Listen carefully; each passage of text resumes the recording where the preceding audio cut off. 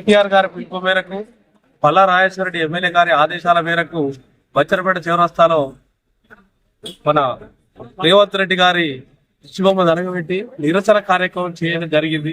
ఎందుకంటే చల్లబొల్లి మాటలు చెప్పి ఏవో అలవి కాని హామీలు ఇచ్చి సీట్లో కూర్చున్న తర్వాత మన బీఆర్ఎస్ పార్టీ ఎమ్మెల్యేలు ఎవరైతే మాట్లాడతారో ఆ మాట్లాడటానికి సమాధానాలు చెప్పలేక రిజిస్ట్రేషన్ లో ఏది పడుతుంది అసలు ఆ సబ్జెక్టే కాదు, ఆ సబ్జెక్ట్ కు సంబంధం లేని మాటలు మాట్లాడుకుంటూ ఏది పడుతుంది మాట్లాడుకుంటూ ఆడపిల్లలను అఘోరపరిచినటువంటి సీఎం రేవంత్ రెడ్డి గారు తక్షణమే ఈ ఆడబిడ్డలందరికీ క్షమాపణ చెప్పాలని ఈ సందర్భంగా కోరుకుంటున్నాం. ఇంకోటి మేము ఎప్పటి నుంచో అనుకుంటా ఉన్నాం, ప్రస్తుతం మా పీరియడ్ లో టీఆర్ఎస్ పార్టీ అధికారంలో ఉన్న పీరియడ్ లో ఎప్పుడు చూసినా గోదావరి స్టార్ట్ అయ్యేది ఆలస్యం, మనకు చెరువులకు నీళ్లు వచ్చేది, మన డ్యాములు నిండేది. ఈసారి గోదావరి నెల రోజుల నుంచి పోయినా అవిటి గురించి పట్టించుకున్న నాదుడే లేడు. ఎందుకంటే మనది కరువు గడ్డ, జనగామ ప్రాంతం అంటేనే కరువు గడ్డ, ఏ గుంట కాదు కదా, ఏ మడి కూడా ఇప్పటి వరకు నిండలేదు. ఇప్పటికే ఏదో వారమూసులకు నాటేసిరు 50%, 2 నెలలు నార్లు అయిపోయినాయి కదా అని నాటేసిరు. ఇప్పటికే సగం నష్టం ఏదో జరిగిపోయింది, ఇంకా సగం నష్టం కూడా జరగొద్దు అనుకుంటే ఇప్పటికైనా ఈ చెరువులు కుంటలు నింపాలని ఈ కాంగ్రెస్ పార్టీ నాయకులు కానీ కాంగ్రెస్ పార్టీ ఎమ్మెల్యేలు కానీ అందరూ ముందుండి ఈ కార్యక్రమాన్ని చేయాలని చెప్పి మేము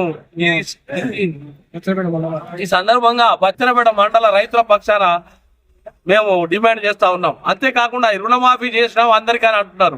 ₹1,00,000 లోపడైతే అప్పుడు 25 లక్షల కోట్లు కావాలని చెప్పి 25,000 కోట్లు కావాలని కేసీఆర్ గవర్నమెంట్ లో అన్నారు. ఇప్పుడు ₹1,00,000 లోపల రుణమాఫీ 6 లక్షలు ఇచ్చి 6,000 కోట్లు ఇచ్చే మొత్తం రుణమాఫీ అయిపోయింది ₹1,00,000 లోపల అని చెప్తున్నారు. అది ఎంతవరకు కరెక్ట్ అర్థం కాదు. ఇప్పుడు ఈయన బ్యాంకు దగ్గరికి పోతే రుణమాఫీ కానోళ్ళు ఎంతమంది అర్థమవుతుంది. ఎందుకంటే 8,000 చిల్లర మంది ఉన్నారు ఇక్కడ ₹1,00,000 వాళ్ళు, వాళ్ళ 2,100 మందికి ఏమో అయ్యింది అంతే.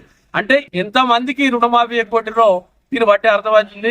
దీన్ని కూడా రాబోయే కాలంలో ఇంకా టైం ఉంది కాబట్టి 15 రోజులలో చదువుకొని అందరికి రుణమాఫీ వర్తించే విధంగా రైతులకు మేలు కలిగే విధంగా చేయాలని చెప్పి సందర్భంగా కోరుకుంటూ, లేని పక్షంలో ఈ నీళ్ల కోసం కానీ రుణమాఫీ కోసం కానీ రైతులకు సంబంధించిన ఏ కార్యక్రమం కోసమైనా సరే రైతుల కోసం ముందుండి టీఆర్ఎస్ పార్టీ పక్షాన మేమందరం కూడా ఇక్కడికి వచ్చిన నాయకులు కార్యకర్తలు అందరూ కూడా ప్రజాప్రతినిధులు అందరూ కూడా ముందుండి ఉద్యమం నడపడానికి ముందుంటామని చెప్పి సందర్భంగా తెలియజేసుకుంటున్నాం. మాకు ఉద్యమాలు కొత్త కాదు, మేము 14 సంవత్సరాలు చాలా ఉద్యమాలు చేస్తున్నాం.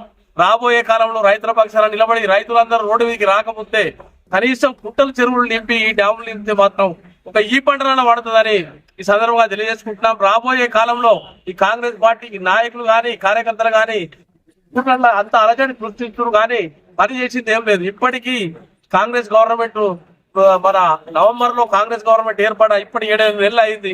ఇప్పటి వరకు జనాల కోసం కానీ ప్రజల కోసం కానీ చేసింది ఏం లేదు.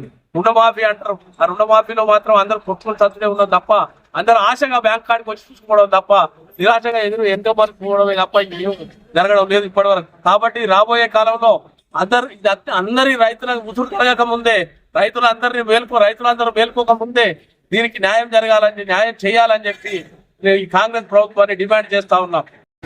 ఆచరణ సాధ్యం కాని హామీలు ఇచ్చి అధికారంలోకి వచ్చిన కాంగ్రెస్ ప్రభుత్వం ఇప్పుడు ఆ హామీలను మరి అసెంబ్లీలో ప్రస్తావిస్తూ ఉంటే జీర్ణించుకోలేక వాళ్ళ ఇచ్చిన హామీలు ఏవైతే ప్రజల్లో వ్యతిరేకత వస్తుందని చెప్పేసి ఈనాడు ప్రతిపక్షంగా అసెంబ్లీలో నిలదీస్తుంటే ఆ నిలదీతను జీర్ణించుకోలేక వ్యక్తిగతంగా మహిళలు అని చూడకుండా వాళ్ళ మీద వ్యక్తిగత దాడులు చేస్తూ ఉన్నారు.